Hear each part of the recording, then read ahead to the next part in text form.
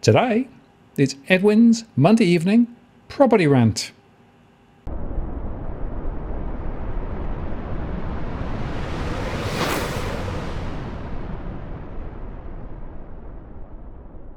Hello again, it's Martin North from Digital Finance and the latest well-noticed post covering finance and property news. Monday evening, Edwin is back, and Edwin, well, we seem to be spiraling into ever more insanity in property at the moment. I'm just amazed. Well, you're amazed. You got to feel sorry for us on the ground and the people that want to get into the market, all the shenanigans that are being that are playing out there. And look, because of that, because of what we see, what we hear, what we know, and this just keeps on going around and around in circles. And the regulators aren't really there. So I put out a warning over the last couple of days to the industry and giving them a kick up the backside. A reckoning is coming to the real estate industry, and it's not going to be by the regulators that are going to be prosecuting it. It's going to be by the vendors themselves. This happens when agents promise vendors the world, high prices, and yet they go out with very low-ball guides. We know this is bad advertising. We know what this is leading to. Many are fooled, but we understand where the true price points are in the market, and we're able to guide our clients through it. But there are many that are walk away disappointed, and what I've been seeing on the ground thus far is absolutely shocking, and it's horrible for the industry because of the practice of many that are out there. And the differences in prices from guides to sale is absolutely phenomenal. But when vendors don't achieve these high prices, the vendors themselves will take action. Mark this post.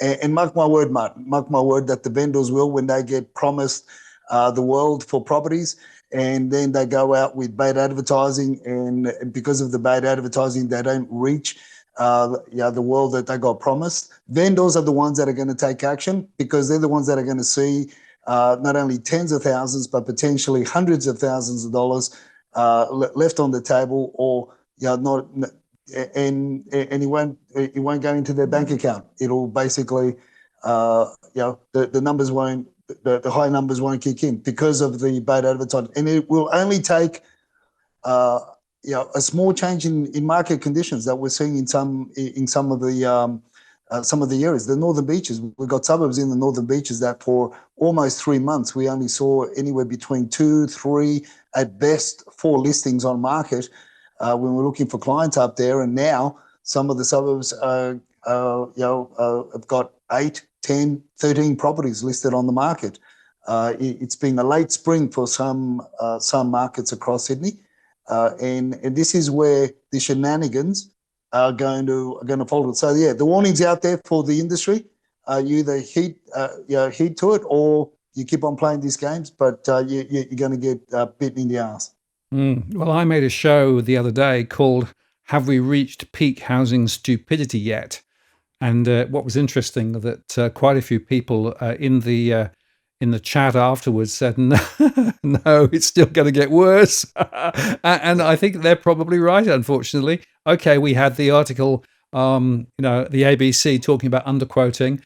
They've finally woken up to underquoting that you and I have been talking about for months and months and months and months. And I made a show called Underquoting Rules. Bit of a pun there, because it's the rules, but also it's ruling, as it were. And I'm afraid that more people are finding that this is a practice now that is very widespread. And of course, the New South Wales regulators can't do much about it, despite the fact that what they might actually say they want to do. And wherever you look, the story is getting more and more concerning. Although I noticed this, did you see this? This was actually quite interesting. Some people, some young buyers, are really worried about the size of the mortgages that are now being required to grab. And you might respond positively to the 5% deposit, which may help some, but they are really worried about the debt and the amount of debt that they're being asked to take. And I think this is really important, as we'll see later, when Donald Trump comes out and says, 50-year mortgages, folks, feel free, fill your boots. There's something dramatically wrong. So wherever you look, you've got to say that the story on property is looking pretty wobbly. There was an article that Edwin and I did last week on my latest analysis on mortgage stress, and that was quite interesting insofar that it's the first time for a few months that the mainstream media have picked up my analysis, and once again we're highlighting the pressures in some areas. And then, of course, you've got the the media still saying, well, maybe we're going to see housing coming back because the rate cut hopes have diminished. Well, maybe not. We'll discuss that shortly because, of course, there's a lot more dynamics going on there. And interestingly, of course, that the RBA basically last Tuesday left rates on hold, but it's definitely now looking as though we could be at the end of the rate cutting cycle. And maybe the next move will be up later. Maybe there'll be one more. But that was quite interesting because of the significant change in what the RBA is now thinking. People are saying, well, maybe not. And interesting in the statement of monetary policy, Edwin, there was this little thing here basically talking about the fact that the 5% deposit scheme would definitely put momentum under house prices. This is from the RBA statement on monetary policy, so much more than what the Treasury modelled, although the Treasury didn't do any modelling until quite a lot after the announcements, according to recent Senate inquiries. And this one was, I thought, the most interesting. Actually, what they're saying is house price rises are good because it helps to grow GDP. If you put up prices 10%, then you see a significant contribution to GDP growth. So what that tells you is the RBA still would love to see more house price growth, despite the fact that for many people, we're actually at peak stupidity, peak debt, and the industry is just, well, they're not doing a major service to a lot of people at the moment. But what that also says, Martin, is that says that the politicians still want to press the throttle on immigration, and they just want to keep the fire burning, and they'll keep on throwing more incentives at it in order to persuade. And which the next step is, as I've been saying for a while now, and that is that the next drivers are going to be to push the first home buyers and first time home buyers, whether they be young in the 30s or middle aged or even above. They want to get into the market. They want to have a place that they can call home and that they can build something, a forever home that they can keep and build a family for the young ones. And they will be pushed, and there will be a lot more being pushed towards the high-rise development. And people can mark this rant. They can bookmark it. And we're going to see a lot more of this because they have to. There is no other options for the federal and state to build the numbers that they want to build, and they keep on falling short of.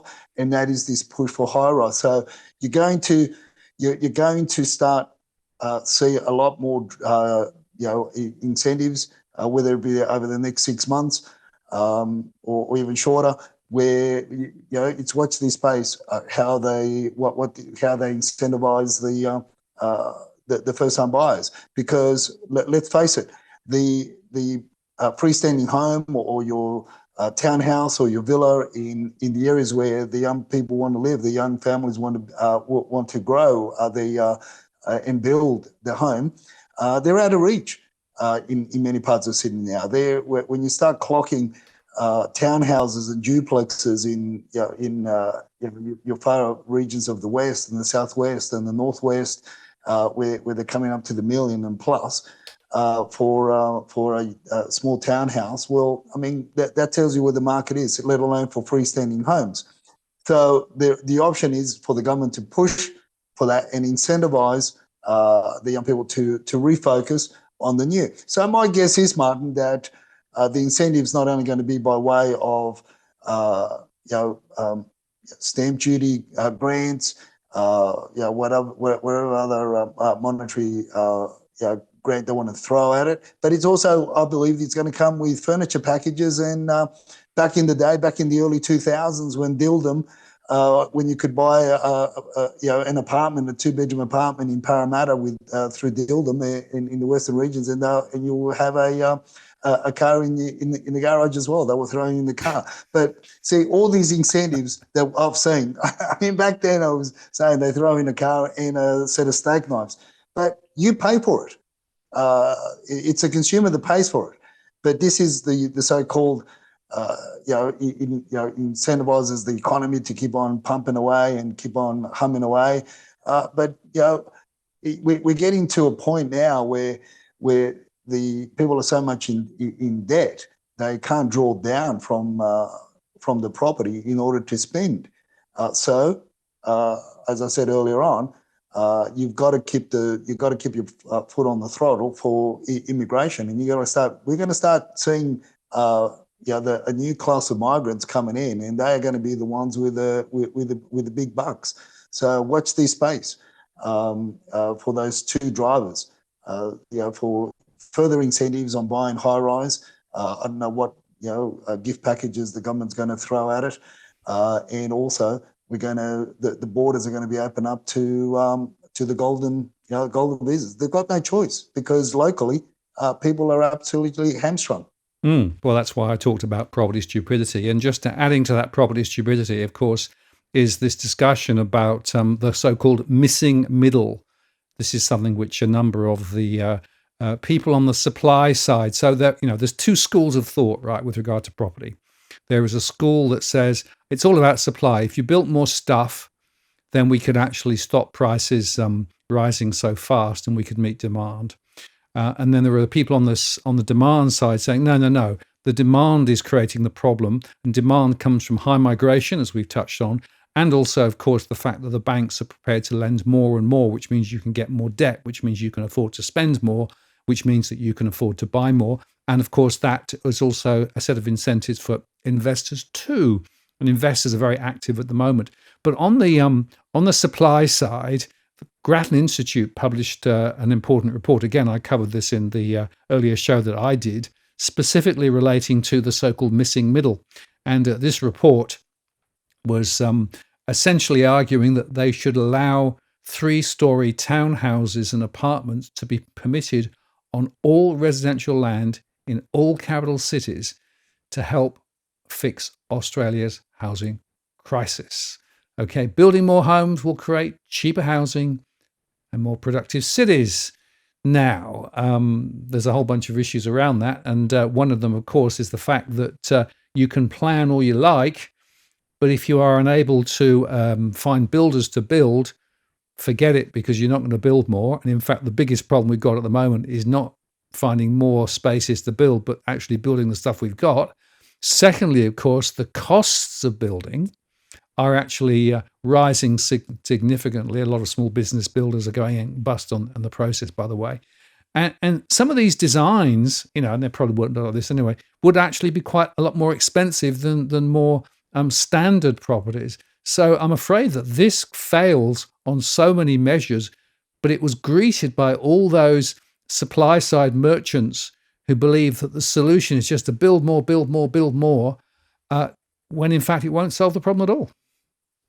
Yeah. So the thing is, right? The thing is, I blew my head gasket the other day, and it totally stuffed up the engine. So I went to the mechanic and I said, "Listen, change the oil, and change the spark plugs, and she'll be right." I mean, the mechanic looked at me and said, "Mate, we got to strip it all down.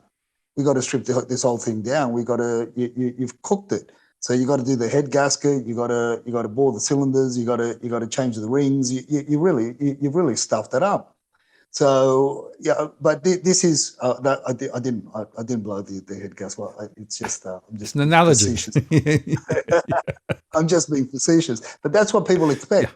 Yeah. They think by replacing one spark plug, it's gonna tune the whole the engine back to its back to its top performance. But that's not how it works. You've got to look at it all the components that are put together. In part, look, I've been saying since the early 2000s that medium density was what was going to kick things along and keep people in the areas of comfort, meaning when they go to retire, they stay in the 5 to 10 kilometre radius because they want to be within reach of the family, because you don't want to retire 40 kilometres away and and be, especially now with public transport and the way the congestions are on the roads, it's absolutely mayhem out there. So, and 40 kilometres nowadays is a short trip, to find a retirement village. And people don't want to move away from your Gladesvilles, your Hunters Hills, your in the West, your Petershams, your Lewishams, to go to a retirement home in New Plains. I mean, you got to be mad. So going back to the point I was making, and that is that from the early 2000s, this was my core, and I've been voicing it ever since, and that is that we started to lack the medium density development, your townhouse developments here, there, not in every bloody residential block, but here, there, and pull down the old asbestos fibro shacks that you even find them in Turramurra, Woollahra, all these places as well. The North Shore, Upper North Shore, you find them everywhere. Some councils even want to heritage list them, which is absolutely insane. So you've got perfect blocks with dilapidated homes around Linfield that are 950 square meters, beautiful blocks. So you could easily put 6 villas on there, but it's the NIMBYs. It's not in my backyard thing that stops it from growth. So in part, I agree with the report, but not to the extent that they're talking about, because they're going from sanity to stupidity, claiming each block. Because all you're going to end up doing, Martin, is we're going to end up with a landscape of half finished or quarter finished or started or projects, and it's going to make the favelas of Rio de Janeiro look like a palace, right? So that's what's going to happen. So, and as you said earlier on, it's not so much the approvals that matters; it's the completions, and it's handing the key at the end of the day that really counts. So you can have all the approvals in the world, but if you've got nobody to build them, nobody to finish them and to deliver them, to hand the keys to the purchaser, well, you've got nothing. You've really got nothing. You've really got a mess in the ground, and we're seeing that all over Sydney with blocks of units that are dilapidated, that aren't finished. They look finished on the outside, but internally they're cankered with all sorts of issues, and this is the aftermath of bad monitoring. And then the housing minister wants to dumb down the NCC. I mean, it's crazy. It's absolutely the world gone. It's like you said, the world gone mad. Then you've got the further infrastructure, Martin, to this proposal, which I haven't thought about, and that is what about the electrical grid? Have they thought about that? Have they thought about sewerage? Have they thought about all the utilities going to these new developments? I mean, you've got to upgrade every single thing, all the services coming into these townhouse sites, because people aren't just going to want to build one. They're going to want like a duplex, or they're going to go for a triplex, or build 4 or 5 or 6. They'll squeeze as many as they can. And like you said earlier on, now you've got this. This preferred construction, which is all about high ceilings, better ventilation, glass. I mean, they've got rocks in their heads. I mean, you've really added another 30% to the construction. Now, we spoke about this. Well, was it over 6 months ago when that was when Mint was beating his chest about it, and we gave our viewers a rundown on the costs, the extra cost of that, what that would mean. I mean, the glass that's required, just to give our viewers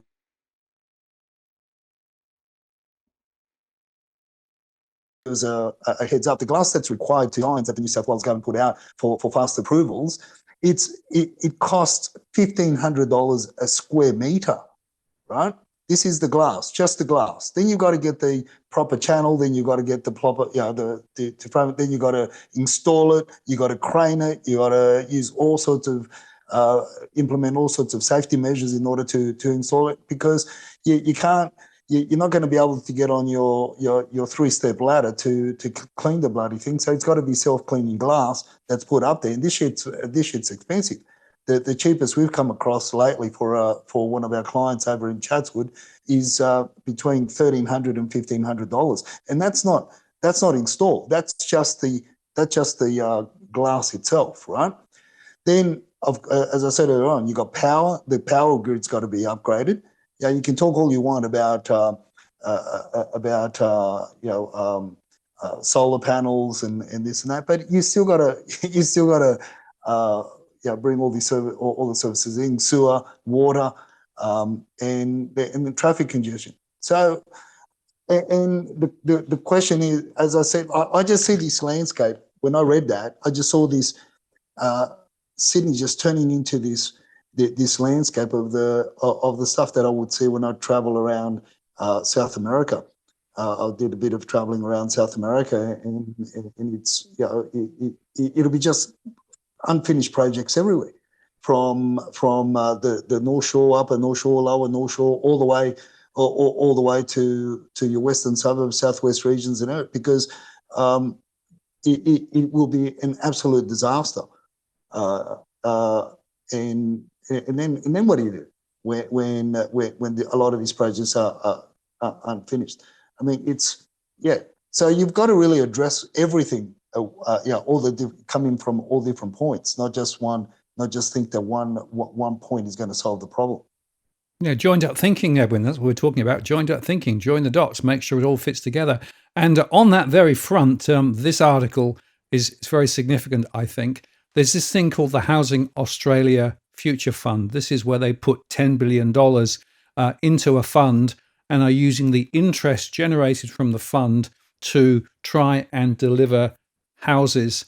But a recent Senate estimates revealed that whilst they delivered 889 houses to community providers, 333 of those were turnkey homes. In other words, they were already purchased from private developers. So rather than actually adding to the stock of housing in Australia, the Housing Australia Future Fund is buying property that could potentially otherwise have been bought by first-time buyers.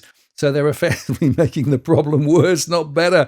And I just was astonished at that they're just, so desperate to prove that they're making progress that they're actually stealing houses from potential first-time buyers. Oh, and by the way, then they also reported that they were losing staff left, right, and centre. 26% of staff have been lost, which suggests to me that the Housing Australia Future Fund is another of these silly things that is not really adding up in terms of solving the problem. But again, it goes back to the fact this is not joined up thinking, right? This is not putting all the pieces together and thinking about it holistically.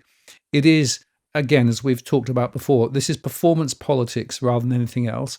This is actually trying to sort of seem to be doing things without actually really tackling things. Andrew Bragg was really on this in Senate estimates, and he actually got them to admit that, or more on performative politics, when they announced the 5% deposit for first-time buyers, the Treasury hadn't done any modelling. They did modelling subsequent, but it was subsequent. And the number that was quoted, was it 0.5 or 0.5 to 6% rise in house prices?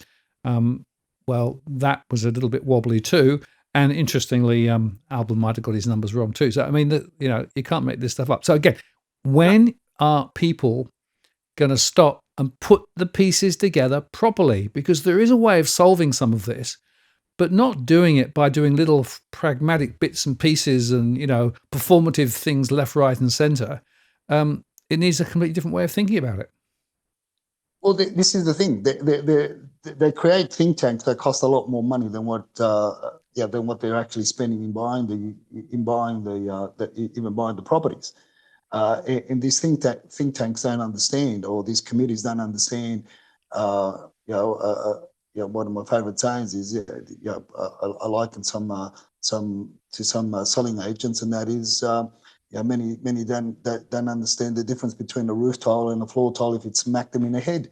So, and likewise, for these think tanks and these committees, they don't understand. I mean, you and I we're trying to reach out to Chris Means when they started a while back when the New South Wales government wanted to buy some put that think tank or that committee to buy established property. And Dusty and I, through the Monday evening property rant and all the other social media platforms that we have a bit of a say on, we made an offer to the New South Wales government.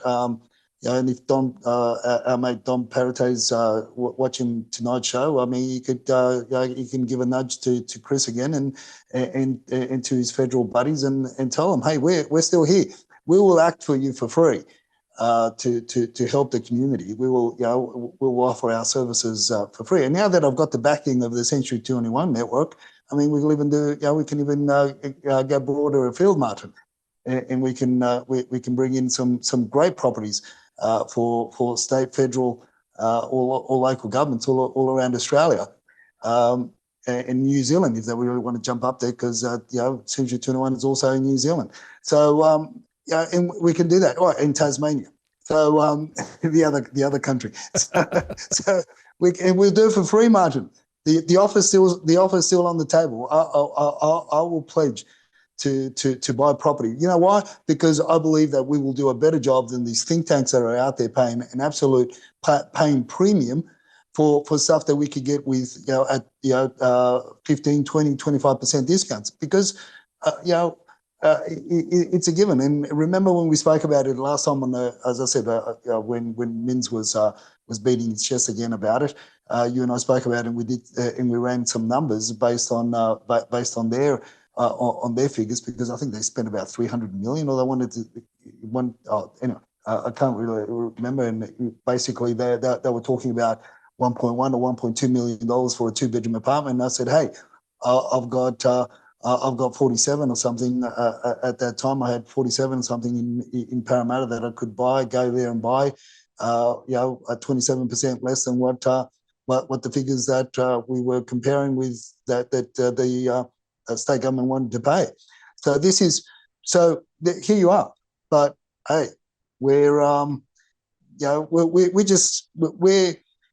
it's funny how they create think tanks and groups and committees that have got absolutely no clue, and they put people in ministerial positions that have got absolutely no clue, and then you got many prime ministers of the left and the right that have never run a business themselves, yet they're running the country. Hey, go figure, man. It's just one of those anomalies. Yeah, it is, unfortunately. And I'd also make the point that some of the senior executives and some of these quangos that have been produced by government are being paid big bucks, right? Their salary would cover the cost of a couple of properties, out there in ordinary land. And the other point to make is that the more that they are actually buying properties that already exist, they're actually exacerbating the supply side problem, right? Because effectively it means that property is not now available for an ordinary person to buy. So, the whole thing is creating. Sorry, let me just. And they're also creating a false market. Yes. In the markets that they're actually buying, because as I say, 500 properties being sold across Sydney, where if somebody came in and decided to buy I just want to buy 500 properties across Sydney. And they went out there on a Saturday and they started buying. It will change. It will change the dynamics of many markets. I mean, there's something like 636 suburbs, 34 or so, 34, 35 LGAs, and depending on where how you split the purchasing of 500 or 600, you can change the dynamics of a market and create mayhem. Spot on. That's exactly right. It's actually very, very destructive to a true market. I'm talking about being destructive of a true market. I'm sure you saw Trump's announcement of 50-year mortgages, right? So this is actually what Trump is now suggesting, and in fact, Tarek put this up, right? Suggesting that actually, if you increase the mortgage out of 50 years, maybe that would help to bring the costs of a new home down. 429 to 395. Imagine the backlash if property prices were to slide in Australia. Just what would happen, and fascinating to me Andrew Bragg was on Insiders over on Sunday on the ABC, and he was talking about, well, maybe we should see property prices ease lower, which is actually astonishing, right? Bearing in mind what ScoMo said on the previous election and what Albo said this time around. Everyone was saying, no, we can't have that. Property prices must go up. There's a little bit of an interesting sort of glimmer here that people are beginning to realize that if you continue to pump property prices high, you're never going to solve the problem. You've got to find another way of doing it. And obviously, going to 50-year mortgages, which is what Trump is suggesting, isn't necessarily going to help much.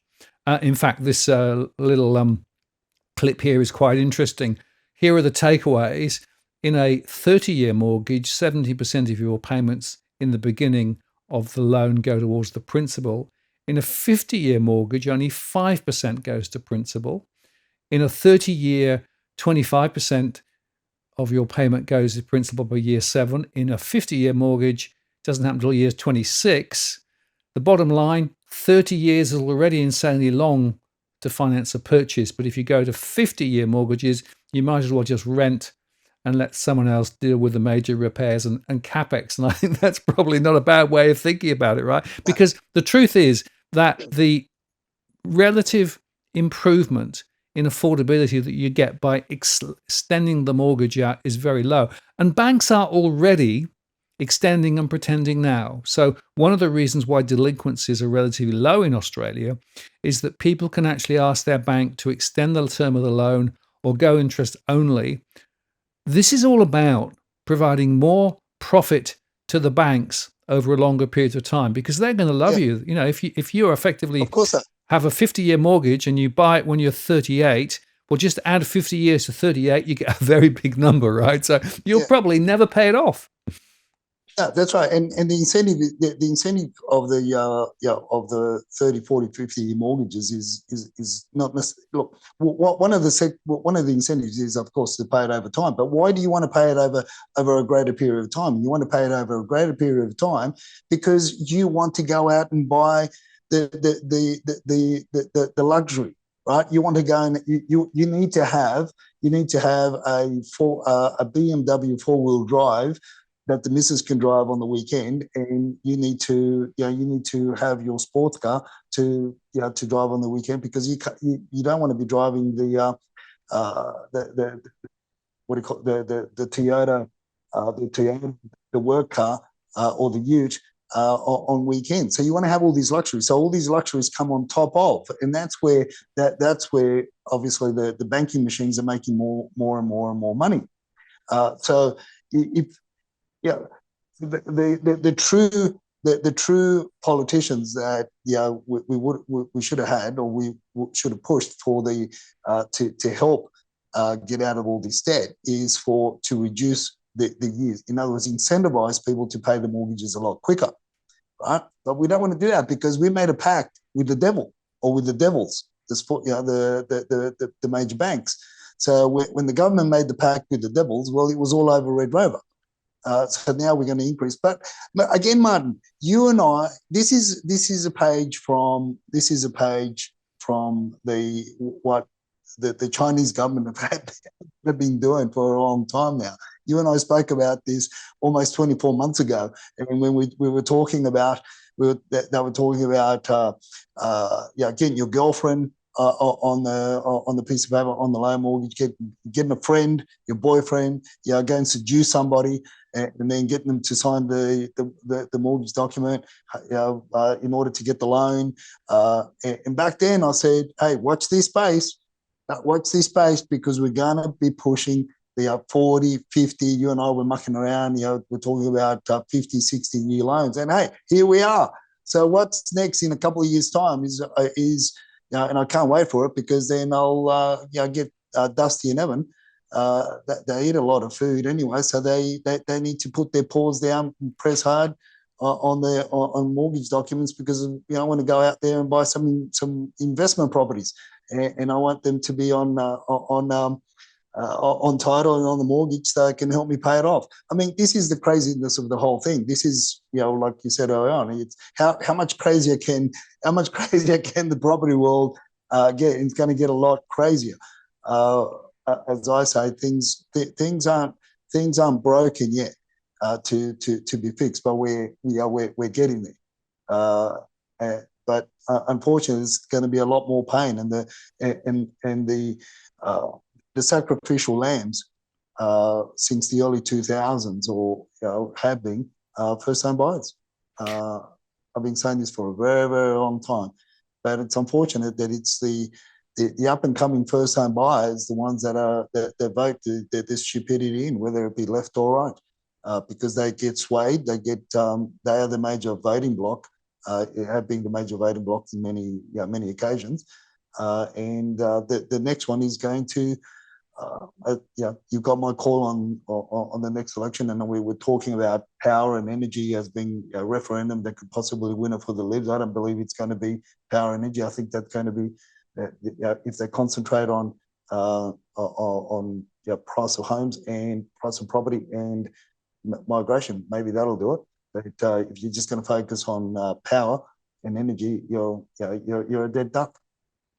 Yeah, absolutely. And in fact, I in that show that I mentioned earlier on, I created this is a hypothesis that I run with at the moment, and why I do my surveys the way I do them. So I am of the view that there's a rising proportion of households who are experiencing significant cash flow pressures because of rising housing costs, higher goods and services costs compared to income, such that more are making difficult trade-offs when spending. So you would expect to see higher mortgage and rental stress, which we are seeing, more and greater use of food banks, and more calls to debt helplines. And I, in that show, highlighted the fact that the food bank report recently showed that there was an increased demand for food banks, with 26% of food insecure households accessing formal food relief in the last 12 months, an increase from 24% in 2023, and more frequent use. And so that's sort of the one side of the argument to suggest that there's a real pressure. And then the other one is calls to helplines. So the latest data on that from Financial Counselling Australia shows a significant increase, a 12% increase on 2023 for calls to the National Debt Helpline. Or another way of looking at it here is actually tracking the calls. Remember that the calls 2025 is only till the end of October. And we're seeing more people in more difficulty. So this is another signal that things are actually not right at the moment. And just saying, just borrow a bit more for longer, borrow 2 times your income rather than 1 point something. The debt to income ratio for new loans is still above 6 in many places. It's just putting more and more pressure. And as you said earlier on, it means that people have less money to spend on other things. And all of the latest data on the spending showed that, in fact, spending was going down. So this is actually quite interesting.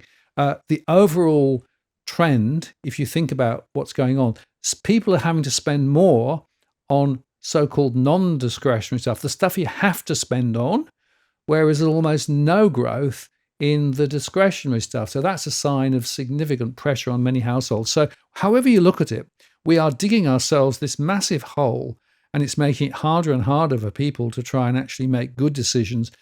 And it's going to have a fallout on the economy as well. Of course, if households are actually under the gun, unlike what the RBA is saying, which is that, we've got the wealth effect, prices are going to actually go up and that's going to make more people spend more. The truth is that higher house prices actually end up crushing more and more people.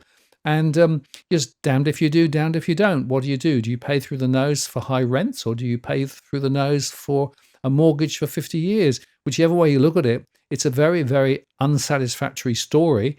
And again, it's going back to this lack of joined up thinking. People aren't actually looking at this holistically. People are just saying, we'll just build some more stuff, that'll solve it. No, it won't. There's a much more structural set of issues here. But of course, that would actually, as you say, question some of the decisions from the banks. And of course, government doesn't want to be seen to be, interfering with the private sector banking system. No, we can't have that. And of course, the banks are very good lobbyists. So, they're often a bit scared of the banks, actually, because of what they could do. So what it means is that you've got politicians who are paid a big buck, not wanting to really solve the issue, sounding as though they're doing stuff when they're not really doing stuff. And meanwhile, ordinary Australians are being taken to the cleaners again and again and again. And then just to add that over the top, you've got this latest hilarious, well, concerning issue with regard to traditional owners claiming Melbourne and surrounding areas. What do you make of that? Well, as I said before, it's premature. It was premature for the silent tigers to, it's all over social media, Facebook, you name it. They're out there. The silent tigers, real estate agents and promoters and marketers of investment properties, and they were taking their other silent tigers into the battlefield of Melbourne. So it's my opinion hasn't changed about the market in Melbourne dropping further. Anywhere between 5 and 10% across the board. As much as you hear in the mainstream media that Melbourne's doing this and there's a bounce back and this and that, and people are properties are flying off. Of course, because a lot of people are thinking that they're getting a bargain. But when you start talking about this and you start drilling into those articles and what they talk about, they're talking about parks and basically, although they're not talking about privately owned property, but it's, hey, we've got here. How long before we get to the next step in the ladder to really understand what's going on? And it's the confusion and the emotion around confusion that are going to make a lot of people continue to bail. And the private sector. We know that the hospitality industry in Melbourne is absolutely cactus, and this is just going to add more fuel to that dumpster fire. So my call still stands, Martin. There's a further 5-10% drop in property because there will continue to be an exodus of investors. We know that the WeChat chatterers are just continually wanting to get out, and we're going to see a lot more listings on market than what we would have seen over the last few years. So yeah, it's an interesting play there at the moment. Obviously, totally different to many other states. Melbourne's just doing its own thing. Yeah, and I'll just make the point that there was a survey that came out, published, I think, today, showing that small businesses around the place are actually really doing it tough at the moment. And it's partly to do with all the red tape. It's harder to run a small business. It's partly to do with the higher level of costs that everyone's facing. And it's also the fact that their customers aren't able to spend as much, so they're not selling as much. And interestingly, of course, in my surveys, I survey small businesses. Small businesses in and around Melbourne are definitely in a more adverse situation relative to many other parts of the country. Although I would highlight the fact that pretty much wherever you look across the country, small business builders are continuing to disappear, and they can't continue to trade because it's uneconomical to do so. And that is another factor in all of this, that you might have aspirations to build more, but if you don't have builders who can build more, and particularly the sort of property that people want to buy, you've got no chance of solving it. So again, this is another illustration of a lack of joined up thinking. And I'm afraid to say that some of the RBA modeling, which is sort of very generic and very high level, is not actually drilling in to which cohorts of households are really up against it from a financial perspective, and which cohorts of small businesses are up against it. And I can tell you that there are a lot in both those camps, which is why I don't believe the economic momentum in Australia is going to come back anytime soon. And that's before we get into the fact that maybe the minerals export industry to China might be coming off the boil because of what's going on there too. So there are really big picture issues. Again, it comes back to no joined up thinking means we don't actually get to the right answer. This is why I'm very watchful, and Dusty's very watchful, and keeping a close ear to the commentary around the migration lawyers and agents and what they're saying as to what the changes that the government is bringing about.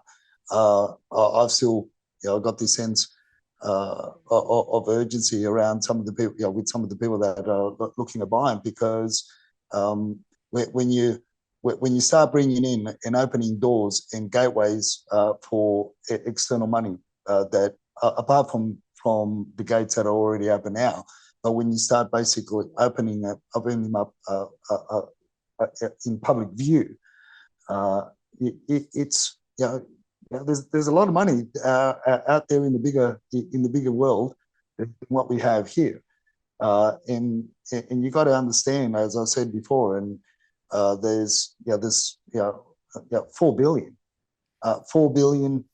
people that are within an 8-hour flight, 8 to 9 hour flight to Sydney, that are close by. There's over 8 billion people in the world, and 4 of them are within an 8-hour flight to Sydney. So and this is scary. So when the government feels short, and they will continue to feel short, because we're not going to be spending. People are being tied up with mortgages. Mortgages doesn't paying the bank doesn't mean every time you pay the bank they don't give you a liter of milk and a loaf of bread, so you can feed the kids. So in other words, that spending starts to dry up, and governments, what's the option, Martin? I mean, I ask you, what's the option other than the obvious, which is you've got to bring investment from abroad to park their money here. And how do you do that? By the golden visa, by the PR, whether it's 5,000, 10,000, 15,000 goes into a slush fund that the government can use. I mean, I know it's a hard call, but what other option do we have? As you said, if the mineral side of things come off the boil with China, I mean, China sneezes, and our mineral sector has ends up with the cron. So it's just one of those things that we got to be so ever so careful. Tourism's absolutely shredded. Hospitality and tourism go hand in hand. And the small business operators, the red tape, and wait until the AML kicks in as well, and that's going to put further pain on small small businesses, even in the across the construction, across the real estate industry, across the board, because of the anti-money laundering regulations that are going to come in. They are scary, and it's really going to you've got to put another layer of security, another layer of costs, supervision, in order to comply with a lot of the regulations around the AML. It's going to be very, very costly. So as unfortunately, there's a lot more pain. There's a lot more pain ahead than what people imagine. But with it, the unfortunate thing is, folks, is there's nothing apart from Melbourne, apart from Victoria. There's nothing that's happening that's really slowing down the appetite for properties, and more to the point, the desirable properties. Not so much the high-rise developments, but the desirable properties that I often talk about on the show. Yeah, and I think it's just worth bringing in here the other angle, right? So this was an interesting article and show talking about a Sydney banking manager has been charged with one of the largest and most sophisticated fraud schemes in Australian history. Now, mortgage fraud is something that's been spoken about on and off for some period of time and doesn't get a lot of coverage. But there have been surveys done that suggest that quite a lot of people going for mortgages are actually not being totally truthful about their situation to get a bigger mortgage. And this is a more structured example of the problem. And nobody quite knows how much mortgage fraud there is in the system. But quite a few people who work in the industry that I speak with suggested that actually it's quite widely spread. And Nobody really wants to take the lid off this one either, because it'd be rather smelly if they did. No, because but look, from time to time we have historically in our chats. If you go over our chats, we brought it up, and it's rampant amongst communities that that stick together. Yeah, this is this is just the tip of the iceberg as far as I'm concerned. Liar loans have been around for a while. I mean, Lindsay David was yeah, 7, 8 years ago. Lindsay David was all over this when he was more actively looking into the banking sector, if you recall. Mm. But and this is where, and from when Lindsay was talking about it 7, 8, even 9 years ago, I used to have regular chats with Lindsay and yourself and others on the different forums, and I used to bring to light how organised the different ethnic groups are, and why? Because it's very difficult to police certain groups, because what happens typically, it's the broker is the broker, the bank manager, the real estate agent, the conveyancing solicitor or conveyancer, the accountant. They're all of the same background, so it's really hard. It's the tight networks, tightly knit networks, and but it's not new. It's just that somebody got caught, and this individual got caught. Yeah, like it's been around for a while, Martin. It's I don't have any other way to put it, but this has been around for a while. It's a tip of the iceberg, but this is what happens when you've got becomes more prolific, when you've got the situation that we have around property, and this is when the liar loans basically take another life, take another move up a notch, move up a level, and corruption is really rampant. And this is what the AML is trying to deal with. Whether it's going to be successful or how quickly the changes are implemented and how quickly that sorts out a lot of issues. But the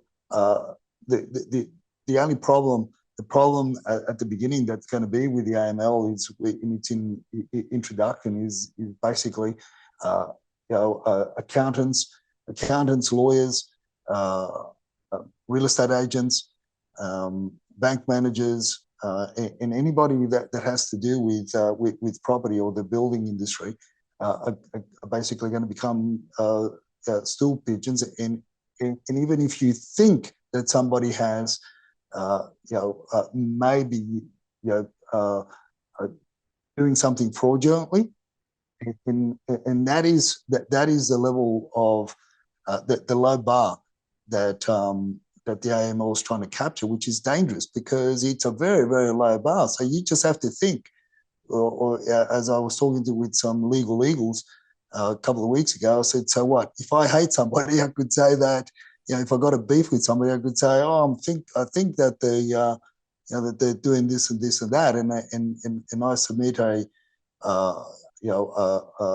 file a complaint or file a form or a formal complaint, then basically that transaction is going to come to a halt until it's fully investigated.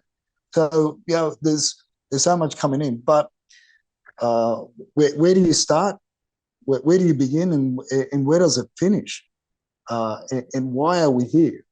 Why has this been allowed? Because the industry, there is so much money floating around from commissions to costs of construction, to kickbacks, to brown paper bags, from developers to politicians to councillors to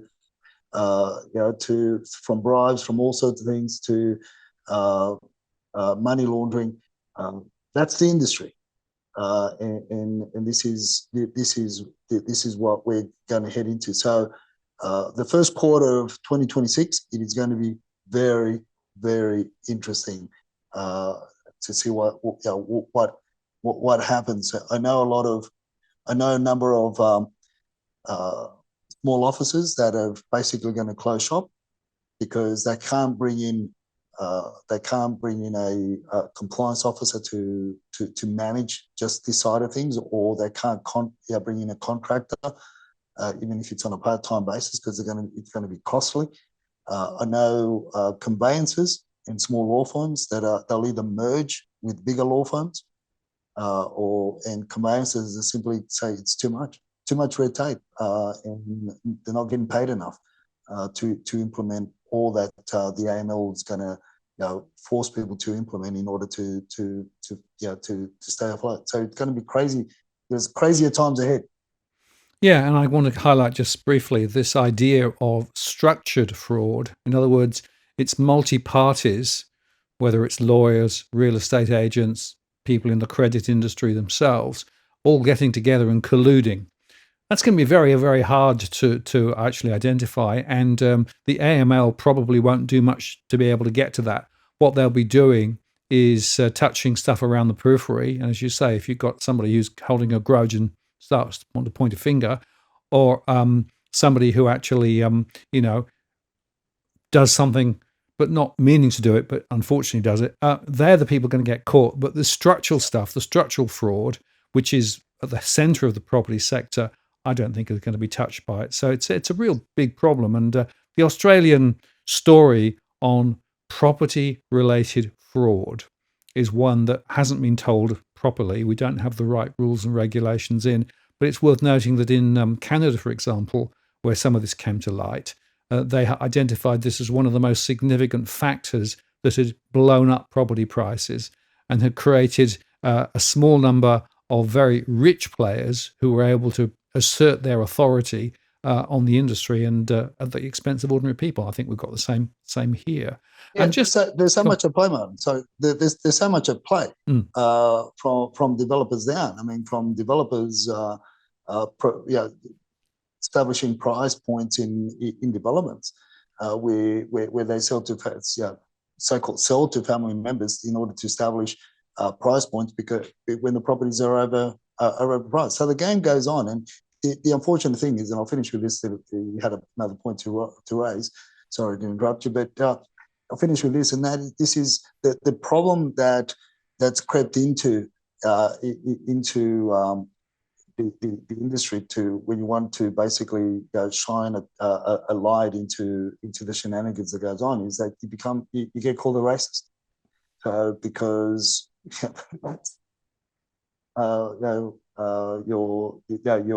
it's racially motivated. No, it's a fact.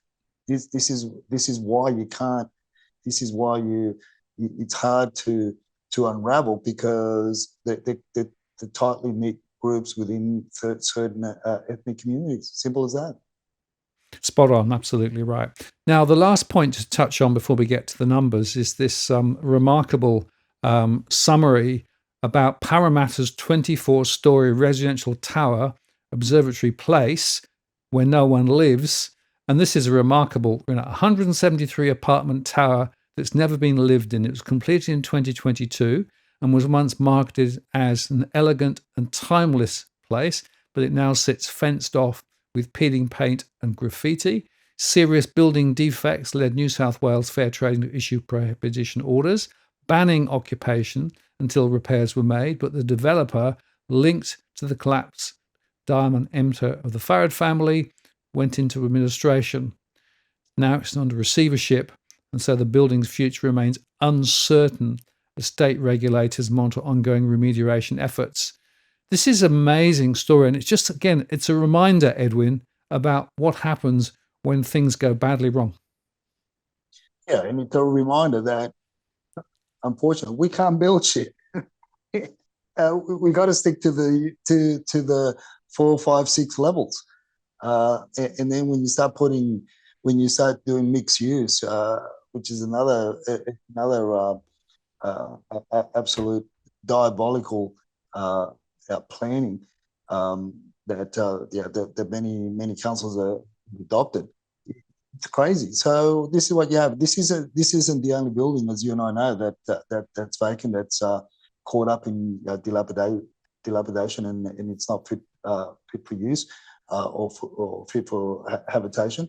This is one of many around Parramatta and in Borkham Hills, and others around Hurstville. I mean, you know the area, and you can pinpoint the buildings. And there are some, or there are quite a number of them that, as you know, spoken about before as well, that have got are riddled with issues. They shouldn't have tenants in there whatsoever, whether it be shouldn't have any occupants whatsoever, whether it be tenants or owners. They shouldn't be living there because of the all the issues around the respiratory shortcomings that they have, mold, and everything else. So it's crazy, and yet we're going to be pushing, or the governments are pushing for more high rise because that is the solution to solve these housing crisis. So we can't build them. Not many have got the balls to build them in the first place, and not going to put their own money up. They'll want government's money or our money in order to get going. And when they do get when they are built, they're riddled with all sorts of issues, and you can't utilize them anyway because they're not fit for purpose. So this is it. This is one of those stories that make you go home. It's crazy. Absolutely right. And unfortunately, it's a story of a lot of vacant properties around the place. Again, this is not a focus that the government has had, but they should have. How many properties across the country are actually vacant for reasons that could be fixed versus not? But, the upcoming census will be interesting. I wonder whether we'll get a bigger number this time around. Probably will. Let's look at the numbers briefly now, more immediately, and this is to do with the properties for sale in the Sydney region based on the domain definition of the Sydney region. On the 3rd of November, 24,140, and on the 10th, 24,281. So a slight rise, although it's a little bit more interesting when you start looking in detail, isn't it, Edwin, as this chart shows? Actually, a lot of it's to do with more land being listed. And this is why I changed the color of the graph so you can see the yellow there. The yellow there is more or less the true representation of apartment homes in anything that you can basically live in. The extra, so I've taken out from the last 3 months. I've taken out the extra land envelopes that we more or less have from last year, and that puts us on pretty much on par with the 2024 numbers. The big difference is that we've got greater demand than what we have than what we had the previous year. So this is why we're still seeing markets that are absolutely on overdrive and are supercharged because of been driven by the demand that then drives the fear of missing out. Then you've got that collective family groups that are buying into the bigger homes, which is making it, which is just driving prices up because the properties that people really want to live in, which is your freestanding homes, bigger homes, well-built homes, they're scarce. There is a lot of crap out there, but there's also there's not very the ones that you see, just the price is driving up, for various reasons, because they're big, they're well built, they're solid, it keeps the family in the same neighborhood, the temple, the religious places of worship, and the schools. I mean, you put all those together, and you've got a market that will go ballistic. Yeah, it goes to show that you need to go granular. You need to understand the dynamics in the local markets rather than these generic stories. And of course, we've been talking about that for some time. Let's look at Melbourne briefly. So on the 3rd, 28,957.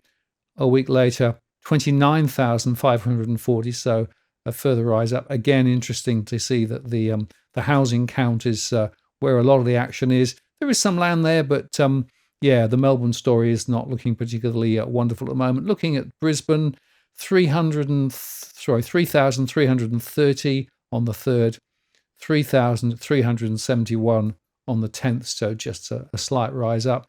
And looking at the auction story, well, it's interesting. The clearance rates are a little off, although, of course, the market reporting didn't really cover that. But it's not looking that flash for auctions at the moment, actually, in some areas. No, it's not looking that flash because as I said before, we've reached new levels, we've reached new peaks, new ceilings, whatever you want to call it, and and when you and it's hard for people to sort of uh, get a mental grip on that and actually come to terms. So that's why the clearance rates are going to drop. We've also had quite a bit more than the previous week, but overall the numbers are still tracking lower than 2024 for those reasons. What you do see in many markets, not all markets, but in many markets, what we are seeing is the well-established, well-positioned, even if they're older, they've got strong bones. They get taken up relatively quickly, and there's the strong offers being put in on the table before they even get to the day of the auction. But look, overall, Martin, it's I think we're starting to see a retraction in numbers again compared to 2024. And it goes back to that sentiment. As much as the agents are promising the world, in a lot of cases they're not delivering because we no longer have 2 or 3 properties on the market or precinct names on the market. We've now got, in your traditional auction areas, we've now got 7 to 13. So it becomes more competitive. The dynamics have changed, and to break those ceilings is harder when you've got a lot more choice on hand. Yeah, which is why the underquoting story then becomes even more central to the story, isn't it? Right? People are being cajoled and misled into, coming in at price levels which perhaps is not really where they should be, and all the corresponding, implications of that afterwards. And of course, the media still then writes up, "Oh, this price exceeded expectations, but the expectation was artificially low in the first place because of underquoting." So that's another deceit mechanism that we've got in the system. Let's look at rents just before we close out. So on the 27th, 9,885 properties for rent in Sydney. On the 10th of November, 10,824. In Melbourne, 11,656 on the 27th of October, 12,069 on the 10th of November. So a slight rise in the properties available for rent at the moment. And interestingly, the latest data is also showing, again, that prices are still in the rental market rising. Vacancy rates are very, very low, and people are being forced to pay more. And I don't see anything in the market there that's going to change that at the moment. Now, in fact, tomorrow on my live stream, I'm going to be talking specifically about this question of how households balance their books and looking at family finances, and mortgage and rental stress will be very much in the live show. And in fact, people can ask for me to provide information about a particular postcode in the show. So join us for the live tomorrow. But Edwin, before we finish, you've got a very important point to make. And, these little tips at the end are always, potent, because they're really coming from sort of experience, real life experience here. And you've got a really interesting one today about building inspectors that you don't like. And I don't like all that. The selling agents don't like. Exactly. So, well, look, we won't read it out. The views committed for themselves. Rather very flowery language from the selling agent. Look, at the end of the day, the tip for the tip for today is negotiations don't end just because you've signed the contract. What we say to our clients is, we keep the negotiations alive, and not necessarily on price, but there's other things that we can negotiate on all the way till the day that you get handed the key. In other words, that you settle and the agent gives you the key. that is when the negotiation ends, when you get the key to the property that you purchased. And I've always taken that point of view, from day one. And this is, look, this is, many people believe that the negotiations, even on price, stops when you sign the contract of sale. It doesn't. We've got different strategies, and this is why we use our own personal building inspectors. Obviously, this wasn't an exchange of contract under auction conditions or without a cooling off period, which is your typical auction condition. This is under a private treaty, so we're able to, as I said, we're able to negotiate. So this is just the text message from the selling agent that was pissed off because at the end of the day, we're able to save overall. In our overall negotiations, we bought a superior property than what was sold literally down the road, 7 or so houses down the road, for almost $35,000-$40,000 more. So there was an inferior property. This is, by the way, superior property, and we paid a lot, or our client paid a lot less for it, and using every single trick of our sleeve. I mean, to the point where he rang me up and he was blasting me on the phone, and hey, that's you do your job and we do ours. So, folks, the negotiation. Obviously, you've got to be very tactful, and you've got to make sure that you've got your the right ammunition, which one of them is using our own building and pest inspectors to override or counter the building inspectors that they have on that pre-purchase BS that they hook buyers into obtaining.